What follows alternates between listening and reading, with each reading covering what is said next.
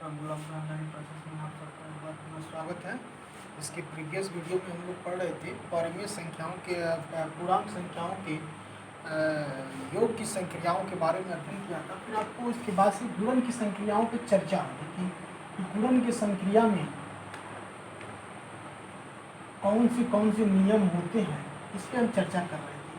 आपको हम बता रहे थे क्रम विनिमय नियम, यानी कोई दो पूर्णांक, मान लीजिए कोई दो पूर्णांक है, ये b और दोनों इंटीजर है, तो क्या होगा a इंटू बी बराबर b इंटू ए होता है ये गुणन की संक्रिया। क्योंकि 5 गुणे 6 बराबर 6 गुणे 5 बराबर 30, 4 गुणे 3 बराबर 3 गुणे 4 बराबर 12, -2 गुणे 3 बराबर 3 गुणे -2 बराबर -6। यानी गुणन की संक्रिया में क्रम का इधर उधर होना, उसके गुणनफल में कोई अंतर नहीं होता है। इसी नियम को हम कहते हैं गुणन की क्रम विनिमय नियम। यानी गुणन की संक्रिया में क्रम विनिमय का नियम का पालन पूर्णतः होता है। अब इसके बाद आता है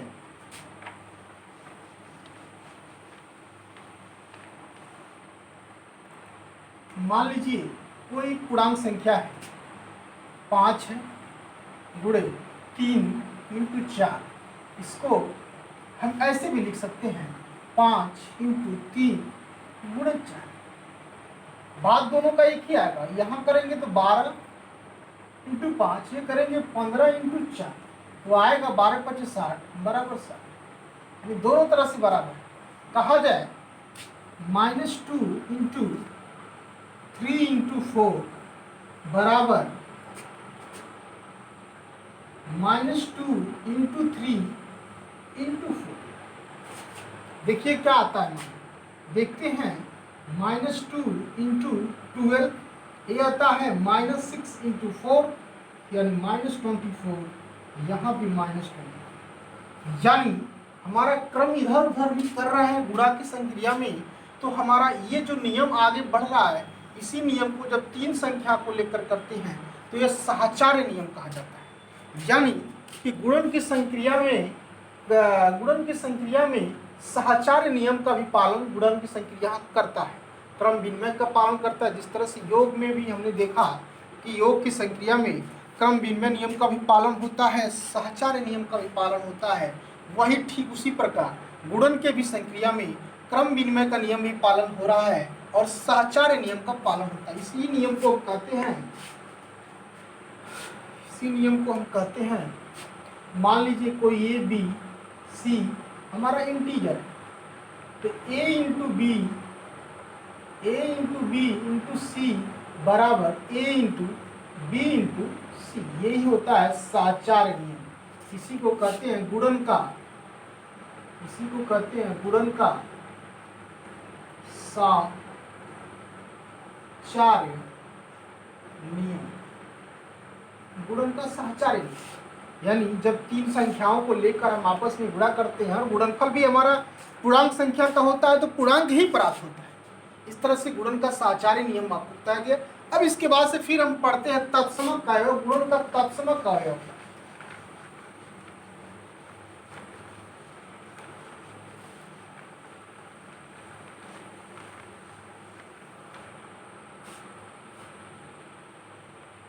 गुणन का तत्समक अवयव,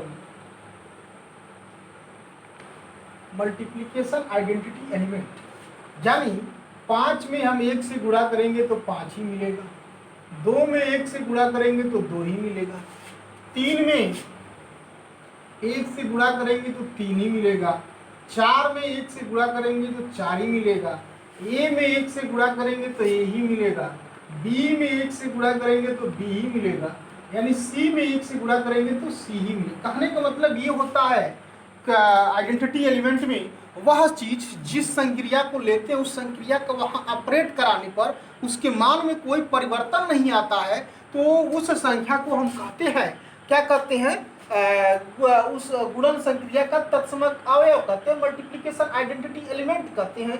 यानी 5 में 1 से गुणा किया तो 5 ही आया, 2 में 1 से गुणा किया 2 ही आया, 3 में 1 से गुणा किया 3 में आया। यानी किसी भी संख्या में हम जब 1 से मल्टीप्लिकेशन करेंगे तो हमारा क्या होगा, मान में कोई परिवर्तन नहीं आता है। जब 1 से गुणा करेंगे तो स्वयं वही संख्या आता। यानी पूछा जाए कि गुणन का तत्समक अवयव क्या होता है, तो आप सीधे साधा बताएंगे गुणन का तत्समक अवयव 1 होता है। पूछा जाए योग का तत्समक अवयव क्या होता है, तो इसके पहले बताया गया था जब योग की संक्रिया में यानी ये धन 0 बराबर ये, यानी योग के तत्समक अवयव हमारा 0 होता है और गुणन का तत्समक अवयव हमारा 1 होता है। यानी ये चीज आपको अक्सर पूछा भी जाता है मल्टीपल चॉइस क्वेश्चन में कि योग का तत्समक अवयव क्या होता है, तो 0 होता है, और गुणन का तत्समक अवयव क्या होता है, तो 1 होता है। कैसे होता है, इसमें तत्समक अवयव यही कहता है कि उस संख्या का, जिस संक्रिया का आप ऑपरेट करा रहे हैं उसके मान में कोई परिवर्तन नहीं हो रहा है। यहाँ पे हम गुणन की चर्चा कर रहे हैं, तो गुणन का इसमें मल्टीप्लिकेशन करें संख्या में तो इसके मान में कोई परिवर्तन न आए, तो वह मान हमारा क्या होगा, तो स्वयं का ही 1 होगा। और किसी भी संख्या से हम गुणा करेंगे तो हमारा क्या हो जाएगा, मान में परिवर्तन आ जाएगा। इसलिए गुणन का तत्समक अवयव क्या होता है, 1 होता है। यानी a इंटू 1, यानी a इंटू 1 बराबर a। 1 is the group, 1 is the multiplicative identity element हो। अब इसके बाद से गुणन का प्रतिलोम जानना है कि प्रतिलोम क्या होता है।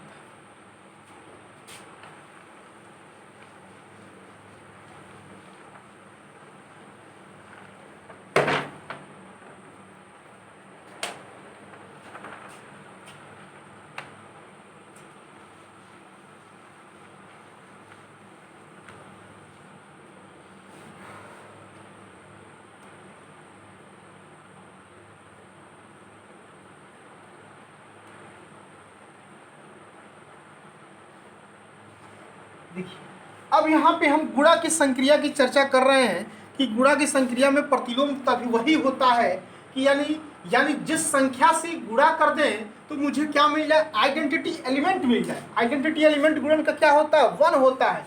इसके पहले हम योग का प्रतिलोम क्या करते थे, यानी किसी भी संख्या में क्या हम आप योग कर दें कि मुझे योग का आइडेंटिटी एलिमेंट मिल जाए, तो योग का आइडेंटिटी एलिमेंट क्या है, 0 है। यहाँ पे गुणन का आइडेंटिटी एलिमेंट क्या है, 1 है। मान लीजिए कोई संख्या हम 3 लेते हैं, 3 में क्या गुणा कर दें, 3 में क्या गुणा कर दें, इसका मान आइडेंटिटी एलिमेंट आ जाए, मल्टीप्लिकेटिव आइडेंटिटी एलिमेंट, यानी गुणन का तत्समक अवयव। तो गुणन का तत्समक अवयव अभी आपको बताया कि 1 होता है। यानी इसमें गुणा के बाद में हम चर्चा कर रहे हैं, यानी 3 में हम n से गुणा कर दें तो इसका मान क्या आ गया, 1 आया, ये मान लिया। तो यहाँ से हम ये लिख सकते हैं कि n बराबर क्या हो सकता है, 1/3। यही इसका 3 का क्या हो जाएगा, मल्टीप्लिकेटिव इनवर्स हो जाएगा। अभी आपसे कहा जाए कि 5 का गुणात्मक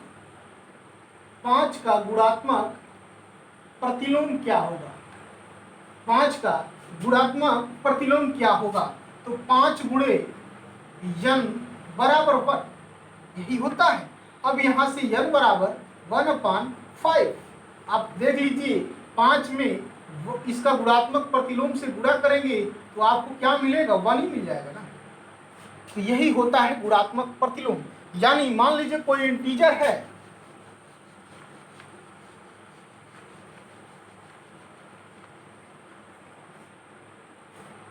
मान लीजिए कोई इंटीजर है a क्या है, a का गुणात्मक प्रतिलोम आपसे पूछा जाए तो a का गुणात्मक प्रतिलोम क्या होगा कि जिसका मान 1 आ जाए, तो a का गुणात्मक प्रतिलोम हमारा ये होता है। मान लीजिए a का गुणात्मक प्रतिलोम हमारा क्या हो जाएगा, 1/e। इसके पहले निकाले हैं, कोई भी चर राशि आप रख के मान निकाल सकते हैं। तो किसी भी का गुणात्मक प्रतिलोम इस तरफ 1/a आएगा। मान लीजिए कहा जाए -4 का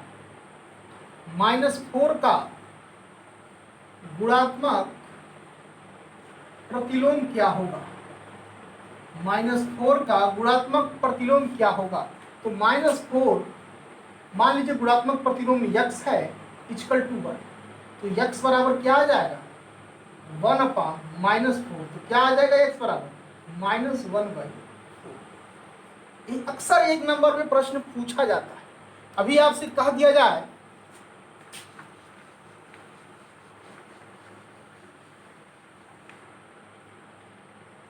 -1/5 का गुणात्मक प्रतिलोम -1/5 का गुणात्मक प्रतिलोम क्या होगा?